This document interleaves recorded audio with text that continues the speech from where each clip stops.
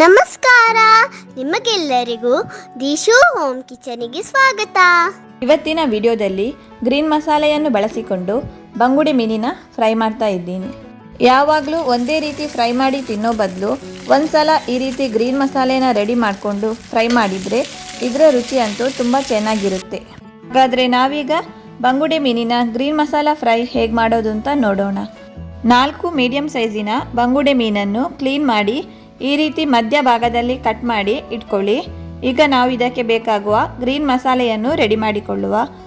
Mixie ಜಾರಿಗೆ 5 ಕಾಯಿಮೆಣಸು, 4-5 ತುಂಡು ಶುಂಠಿ, 6 ಬೆಳ್ಳುಳ್ಳಿ ಎಸಳು, 10 ರಿಂದ 15 ಪುದೀನ ಎಲೆಗಳು, 1 ಮುಷ್ಟಿ ಆಗುವಷ್ಟು ಕೊತ್ತಂಬರಿ ಸೊಪ್ಪು, ಅರ್ಧ ಚಮಚ ಅರಶಿನ, ರುಚಿಗೆ ತಕ್ಕಷ್ಟು ಉಪ್ಪು, 1 ಲಿಂಬೆಹಣ್ಣಿನ ರಸ.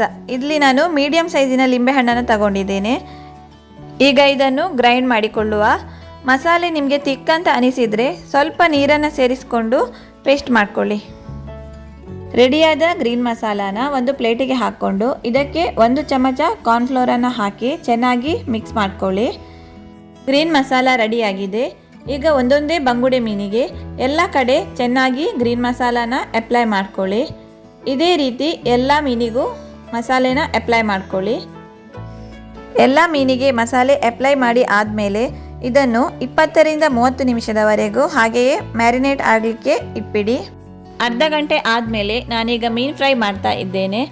ತವಾನ ಬಿಸಿಗಿಟ್ಟು 1 ಟೇಬಲ್ ಸ್ಪೂನ್ ಎಣ್ಣೆ ಹಾಕಿ, ನಾನಿಲ್ಲಿ ತೆಂಗಿನ ಎಣ್ಣೆಯನ್ನು ಯೂಸ್ ಮಾಡ್ತಾ ಇದ್ದೇನೆ. ನೀವು ಯಾವ ಎಣ್ಣೆ ಬೇಕಾದರೂ ಬಳಸ್ಕೋಬಹುದು.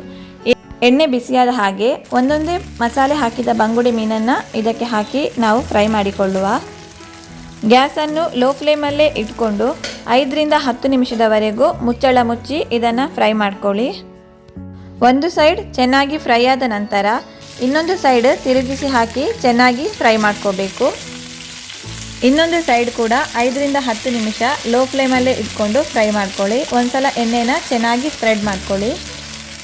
2 ಸೈಡ್ ಕೂಡ ಚೆನ್ನಾಗಿ ಫ್ರೈ ಆಗಿದೆ. ಈಗ ನಾವಿದನ್ನು ತೆಗೆದುಬಿಡುವ. ಬಂಗುಡೆ ಮೀನಿನ green masala fish fry serve ಮಾಡಲು ರೆಡಿಯಾಗಿದೆ. ಇದರ ರುಚಿ ಅಂತೂ ತುಂಬ ಚೆನ್ನಾಗಿರುತ್ತೆ. ಒಂದ್ಸಲ ನೀವು ಟ್ರೈ ಮಾಡಿ. ಈ ರೆಸಿಪಿ ನಿಮಗೆ ಇಷ್ಟ ಆದರೆ ಲೈಕ್ ಮಾಡಿ, ಕಮೆಂಟ್ ಮಾಡಿ, ಶೇರ್ ಮಾಡಿ. ಹಾಗೆ ನಮ್ಮ ಚಾನಲಿಗೆ ಸಬ್ಸ್ಕ್ರೈಬ್ ಮಾಡಿ.